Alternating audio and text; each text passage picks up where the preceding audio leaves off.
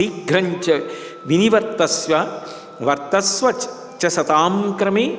నాయన నువ్వు క్షేమంగా సంతోషంగా 14 సంవత్సరాలు అరణ్యవాసాన్ని పూర్తి చేసుకుని మళ్ళీ అంత క్షేమంగా అంత సంతోషంగా తిరిగిరా. యం పాలయసి ధర్మం త్వం ధృత్యా చ నియమేన చ సవై రాఘవశార్దూల ధర్మస్త్వాం అభిరక్షతు.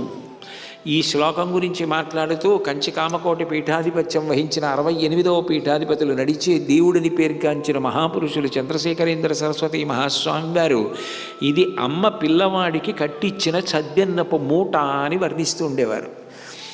కౌసల్య రాముడికి చెప్పిన ఈ మాట ఏది ఉందో అది రాముణ్ణి ధర్మమునందలా నిలబెట్టేసింది. యం పాలయసి ధర్మం త్వం ధృత్యా చ నియమేన చ. రామ, ధర్మమును పాటించడానికి ధైర్యం కావాలి. ధైర్యము అంటే చెక్కు చెదరని మనసు కావాలి.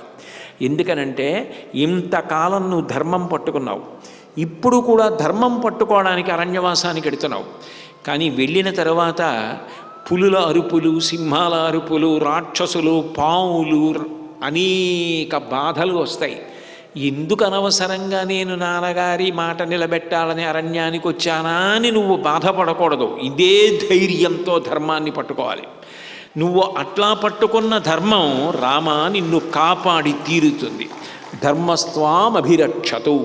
ఈ మాట నిజానికి రామాయణంలో ఒక కాండని పెంచింది.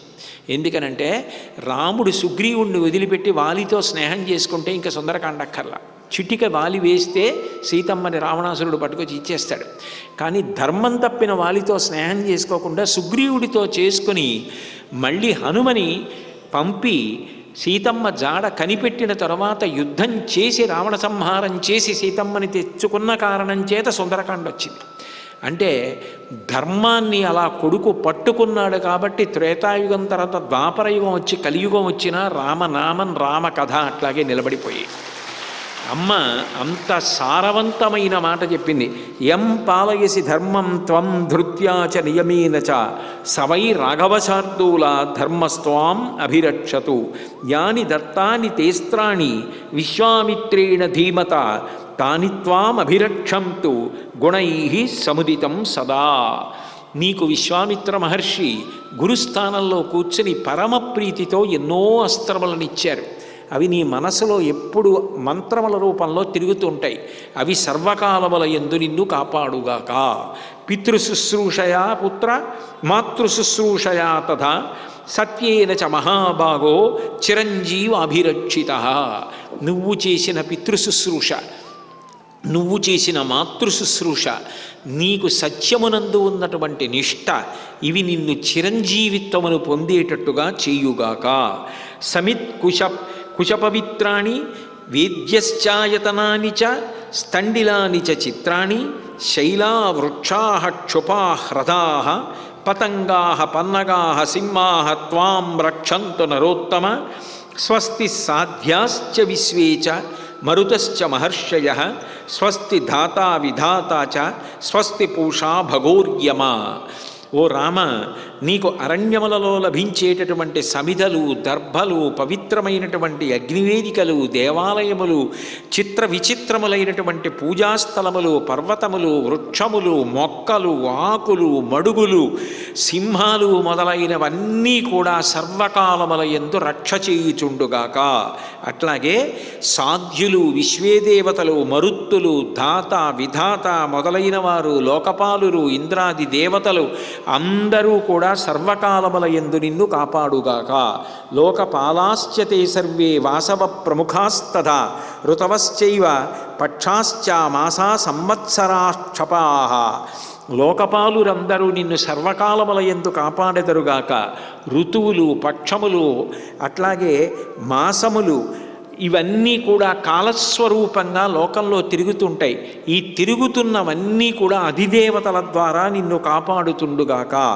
స్కందశ్చ భగవాన్ దేవ సోమశ్చ స బృహస్పతి సప్తర్షయో నారదశ్చ తే త్వాం రక్షంతు సర్వతః.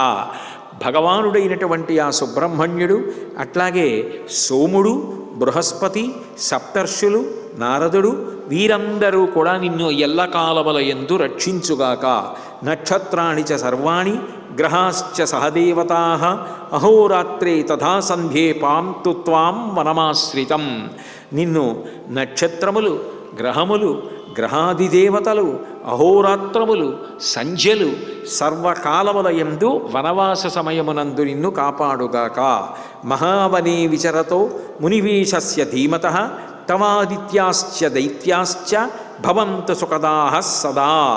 నువ్వు ఆ అరణ్యవాసం చేస్తున్నటువంటి సమయంలో మునివేషంలో ఉన్నప్పుడు ద్వాదశాదిత్యులు మొదలైన వారు నిన్ను ఎప్పుడూ కాపాడుగాక.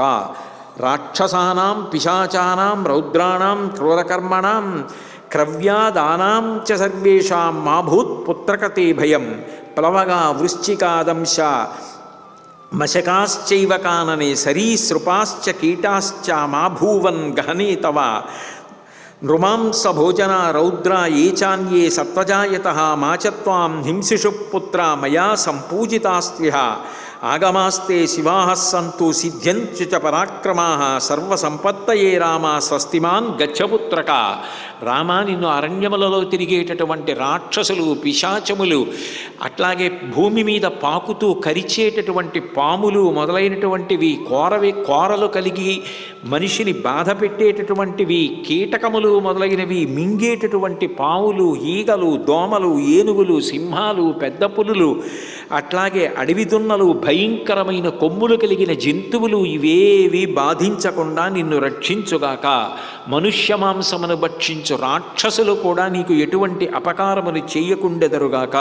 సర్వలోక ప్రభుర్బ్రహ్మ భూతభర్త తదర్శయః ఏ చ శేషాః సురాస్తే త్వాం రక్షంతు వనవాసినం. ఇతి మాల్యైః సురగణాన్ గంధైశ్చాపి యశస్విని స్తుతిభిశ్చానురూపాభిః అనచ్చాయతలోచన జలనం సముపాదాయ బ్రాహ్మణేన మహాత్మన. హావయామాస విధిన రామమంగళకారణాత్ ఘృతం శ్వేతాని మాల్యాని సమిధ శ్వేతసర్షపాన్ ఉపసంపాదయామాస కౌసల్యా పరమాంగన.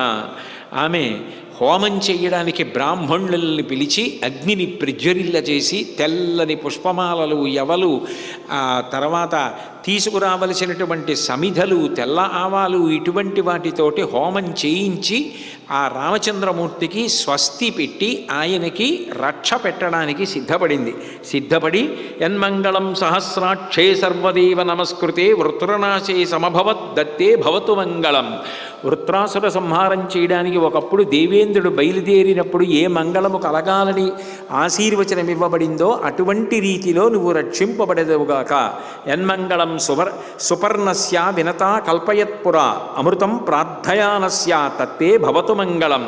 అమృతాన్ని తీసుకొని రావడానికి బయలుదేరుతున్న గరుత్మంతుడికి వినత ఎటువంటి ఆశీర్వచనాన్ని కల్పించిందో అటువంటి ఆశీర్వచనమును నీకు అన్వయమై రక్షింపబడదవుగాక.